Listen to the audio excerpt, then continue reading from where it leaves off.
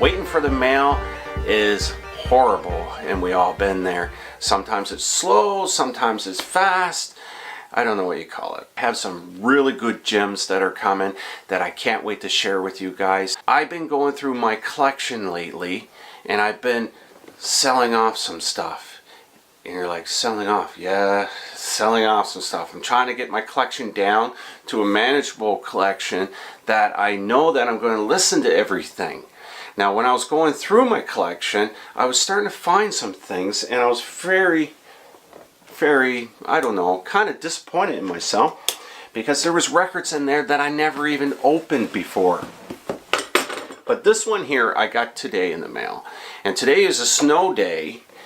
And what happens on snow days? Well, in my house I like to play records because there's nothing else to do other than shovel the driveway, right?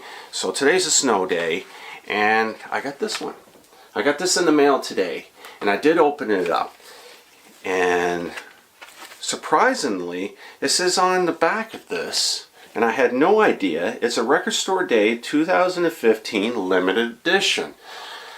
And when I opened it up, it was also a colored vinyl.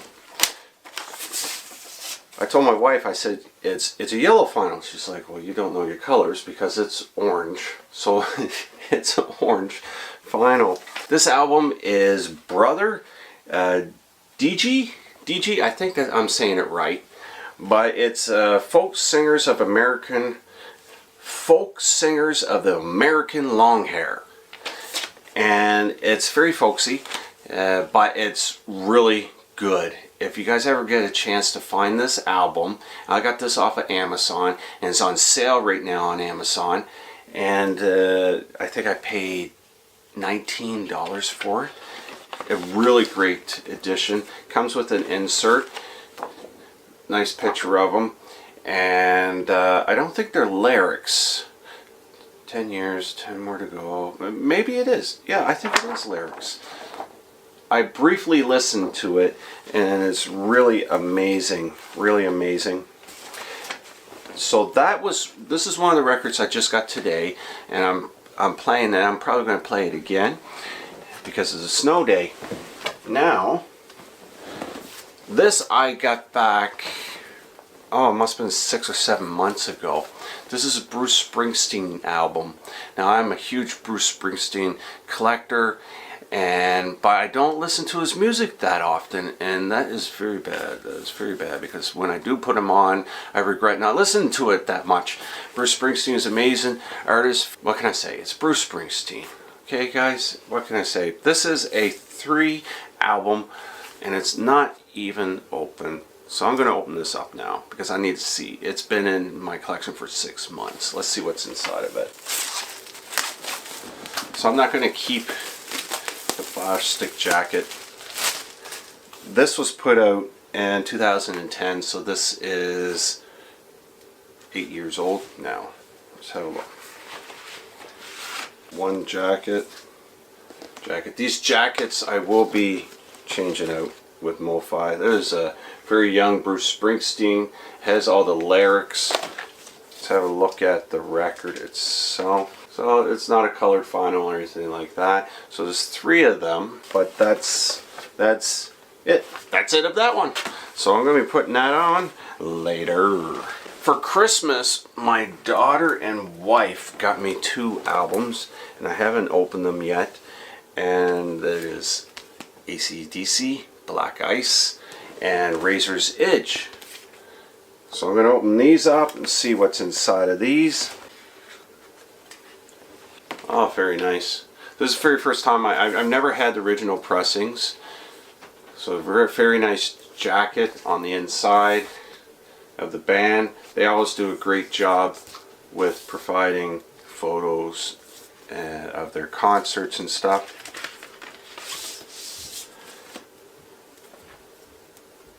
And of course, just a basic record. Nothing too fancy. But I notice even with new records, when I get them, they need to be cleaned. I mean, I didn't even touch this record yet, and I can see fingerprints. And this is brand new right out of the package. And there's a few scuff marks. Wow, actually there's a scratch on there. It looks kind of deep. Hopefully it plays alright. Have you guys ever found that you open up a brand new record and it's almost like damaged and you don't know how it got past quality control? I don't know. Alright, next one. Black Ice. This is featuring Rock and Roll Train, and it's on they always 180 grams. I mean, who really cares if it's 180 grams? It doesn't matter. It's the same pressing, right?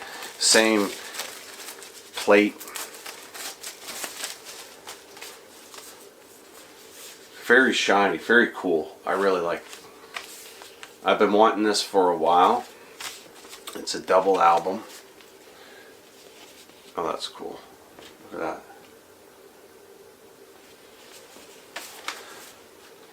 that. And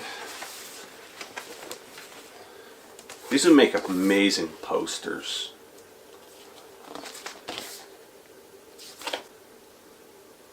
Here's the other jacket.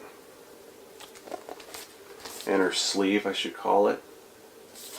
And there is clearly residue on this, and you probably can't see it in the camera, but I have a vacuum which is put out by Squeaky Clean Vinyl. I did videos on that before, and I live by that. I'll vacuum all my records and then change out the sleeves. Another album that's been in my collection for a while and I did not open it was Dr. Feelgood's album. This is an amazing album. It was originally put out in 1975, but this is obviously a repress.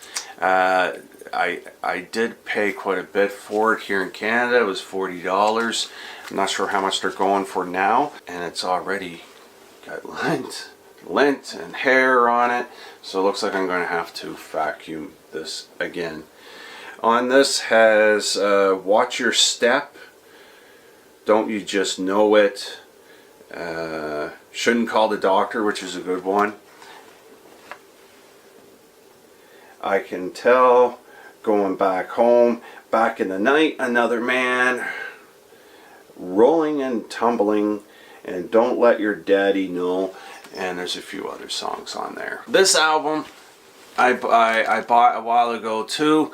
I don't think I opened it. It's hard to tell because it's one of these sleeves that have this on it. I hate these sleeves. I really do. I really do. But they look nice on them. And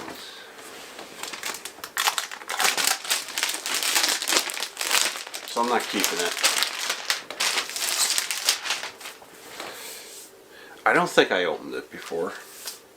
No, I remember this, and it's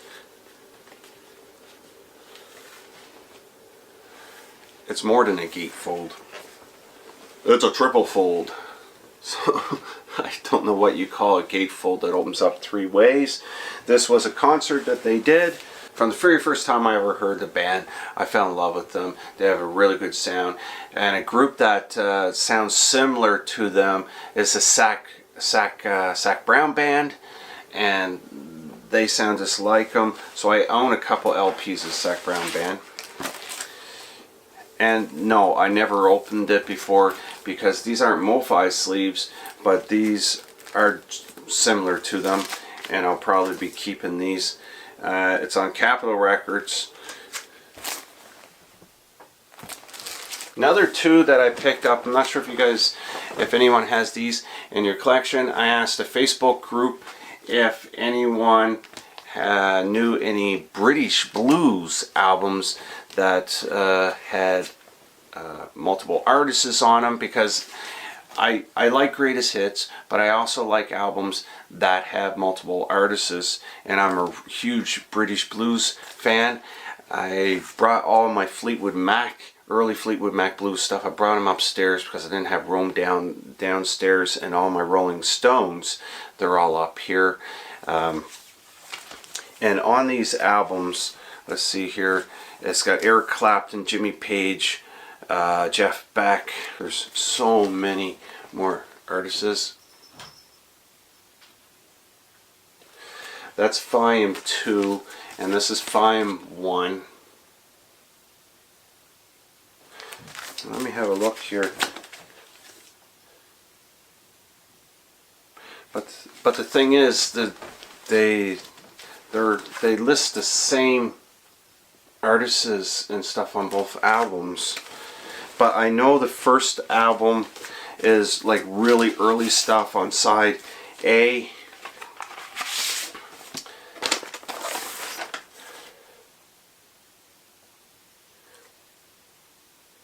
Okay, Someday Baby, Little Joe, Walter, and they got Jimmy Page with Stealin', LA Breakdown with James Page.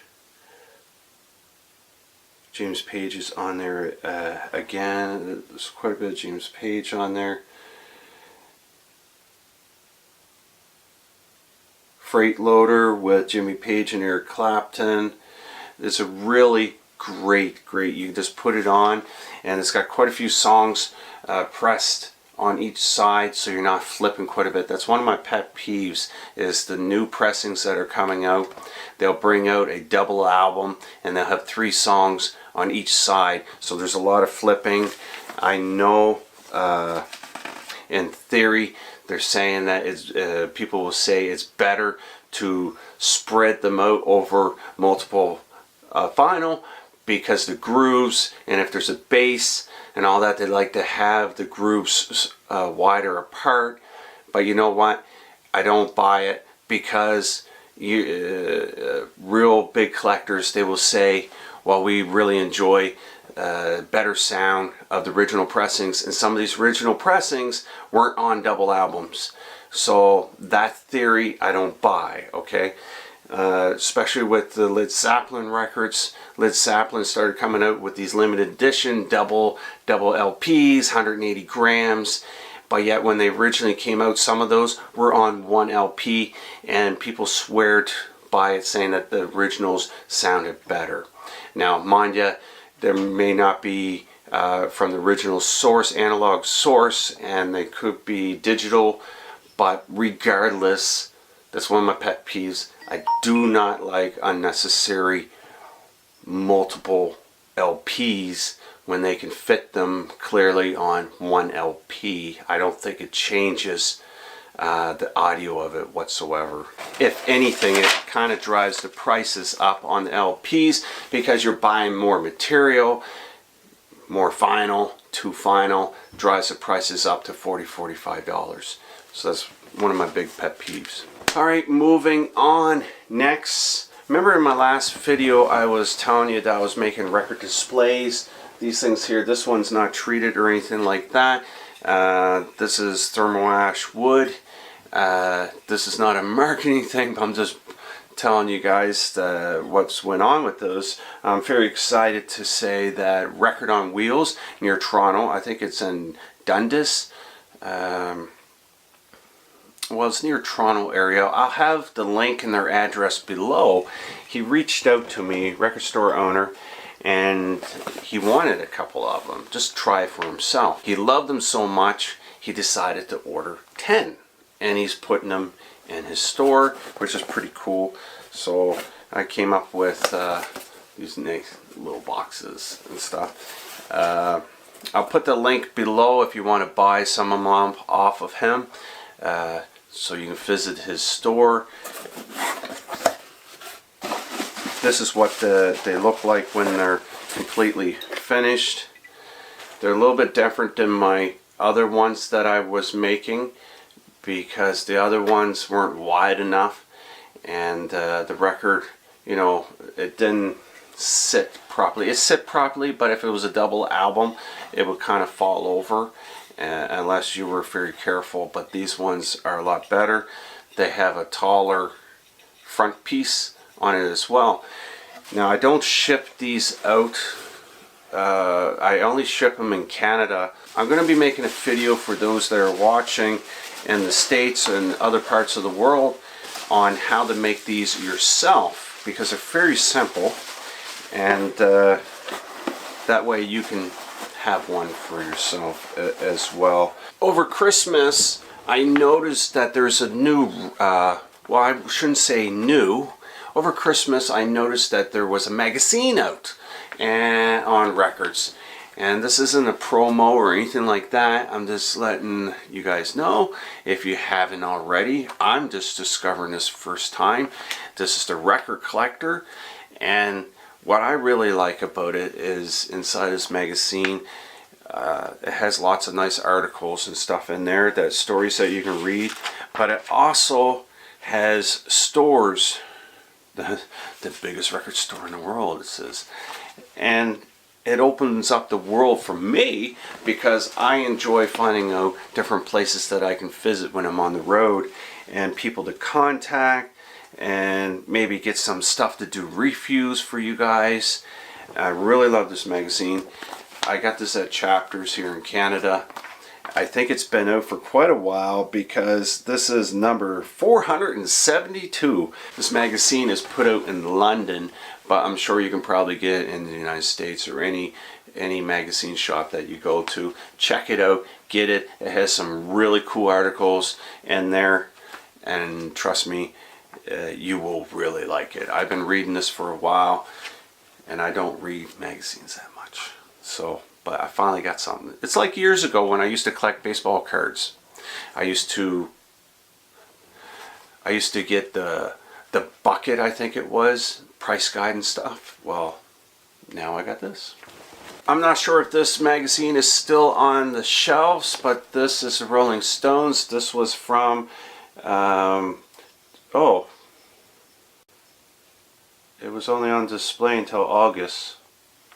I want to show you guys this back then. Sorry, it may not be on display anymore, but this was a special collector's edition of the Rolling Stones with Fleetwood Mac, and it has everything broke down from the early years of Peter Green all the way up to current. And it's really amazing magazine. It has lots of photos in here from when they were touring. There's Mick Fleetwood, Stevie Nicks, and right into when the girls joined up and stuff like that. Yeah. I hope you can get a copy of this if you're into Fleetwood Mac. That's something that you guys could pick up. It has some amazing stories into it.